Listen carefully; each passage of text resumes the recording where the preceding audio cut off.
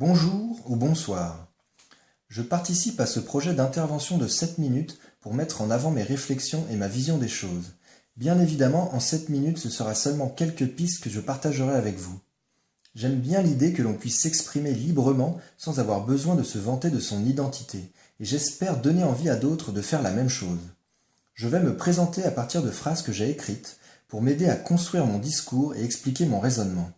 Je fais cette démarche car je me rends compte tous les jours à quel point nous avons tous des façons très particulières de fonctionner et que c'est une chance incroyable. Donc profitons-en et acceptons la diversité.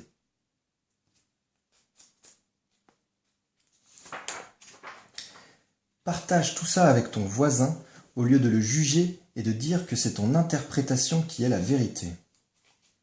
Je commence par cette phrase pour montrer à quel point il est difficile de ne pas juger l'autre.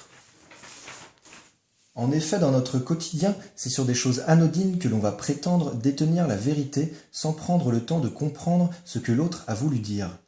Du coup, je me demande pourquoi nous avons absolument besoin de nous accrocher à toutes ces vérités. Pourquoi dans certains cas, il nous paraît impossible de prendre le temps d'écouter ce que la personne en face de nous est en train de dire. Est-ce que c'est parce que son avis différent du nôtre nous fait douter ?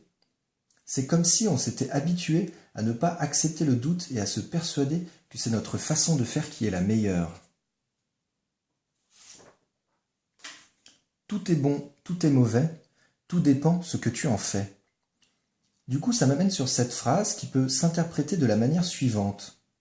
Lorsque quelqu'un te dit quelque chose, ce n'est pas cette personne qui décide si cette chose est bonne ou mauvaise pour toi, mais c'est toi qui choisis, car personne n'a la même interprétation d'une même situation.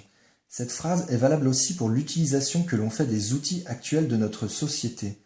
Souvent j'entends des gens critiquer tel ou tel objet et dire qu'il faut le supprimer pour avoir une vie meilleure, mais je ne pense pas que ce soit si simple. Il y a énormément de choses qui deviennent nocives par l'utilisation qu'on en fait. À croire que c'est l'être humain qui ne sait pas se contrôler et qui finit tout le temps par abuser des bonnes choses.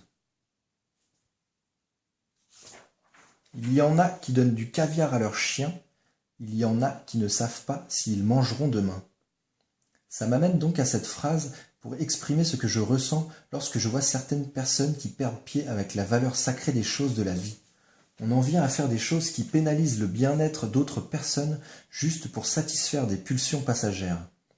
On ne se rend pas compte de l'impact que cela a car nous ne sommes pas réellement en contact avec ces personnes.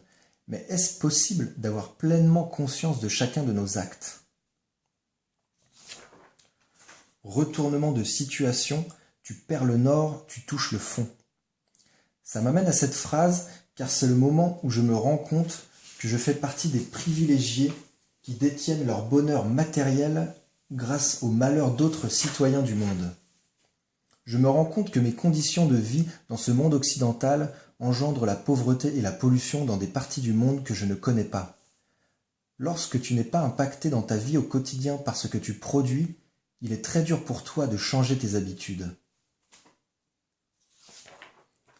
Les médias dirigent tes réflexions, arrête de croire ta télévision.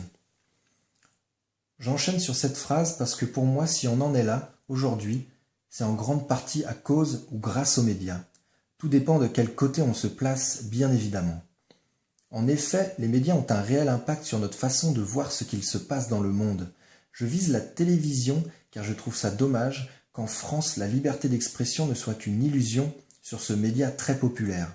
Avec un outil d'une telle importance, il est facile d'orienter les interprétations et les décisions du peuple. Bourrage de crâne, ils ont les carottes, nous sommes les ânes.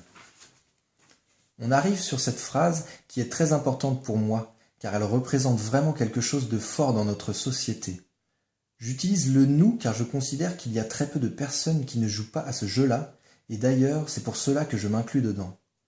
Depuis mon enfance, j'ai tellement entendu que c'est grâce à l'argent et au matérialisme que je serai heureux, qu'il est très difficile pour moi de voir les choses différemment, et de me dire que je suis capable de sortir de tous ces conditionnements. Je me rends compte qu'il est très difficile de changer des habitudes qui sont ancrées en nous depuis l'enfance, mais qu'il est très facile de nous les imposer. L'homme devient réellement intelligent lorsqu'il prend conscience de son inconscient. J'en arrive donc à cette étape de mes réflexions, car je me demande ce qui me pousse à agir ainsi. Pourquoi je me retrouve à fonctionner d'une manière qui au final ne me convient pas? Est-ce que l'on m'y oblige ou est-ce que j'en ai besoin? En effet, aujourd'hui la publicité sait bien jouer avec notre inconscient pour provoquer chez nous des réactions non contrôlées en nous faisant réagir avec nos émotions. C'est un exemple parmi tant d'autres, mais celui-là conditionne totalement notre façon de consommer.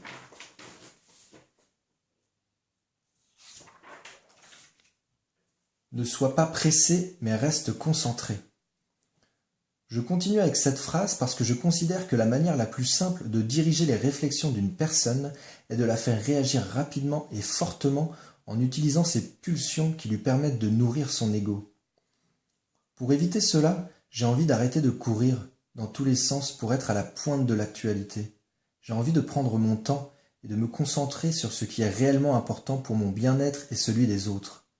Si on est pressé, on va finir par agir par intérêt et il y a de fortes chances pour qu'on se mette à faire des choses qui ne correspondent plus à nos valeurs, car il faudra les mettre de côté pour avancer toujours plus vite. Pourquoi avoir envie d'aller toujours plus vite lorsqu'on est sûr de soi et que l'on a confiance en soi? C'est-à-dire que lorsqu'on est clair avec ses propres idées et que notre seul but est de les réaliser dans les meilleures conditions possibles pour chacun, on n'a pas besoin de se presser, car chaque chose que l'on fait est entièrement satisfaisante.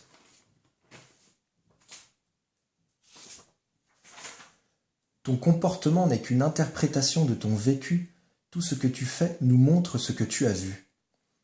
J'avais envie de conclure avec cette phrase, et le lien avec le reste n'est pas forcément évident, donc je vais vous expliquer mon raisonnement. Je m'aperçois que durant toute notre vie, la seule chose que nous faisons est d'emmagasiner, d'interpréter de l'information et de distribuer de l'information, et qu'à chaque instant de notre vie, nous portons sur nous toutes ces informations. Si l'on prend en considération cette façon de voir les choses, cela veut dire que chacun de nos actes et chacune de nos paroles représente toute notre personnalité, et que les individus en face de nous ne peuvent en percevoir qu'une petite partie en fonction de leur interprétation personnelle. Chaque individu fonctionne par rapport à son interprétation de tout ce qu'il a vécu durant sa vie. Et pour pouvoir comprendre pourquoi il fonctionne ainsi, il ne faut pas le juger et l'enfermer dans une case. Il faut prendre son temps pour écouter ce qu'il a à dire et le laisser s'exprimer comme il l'entend.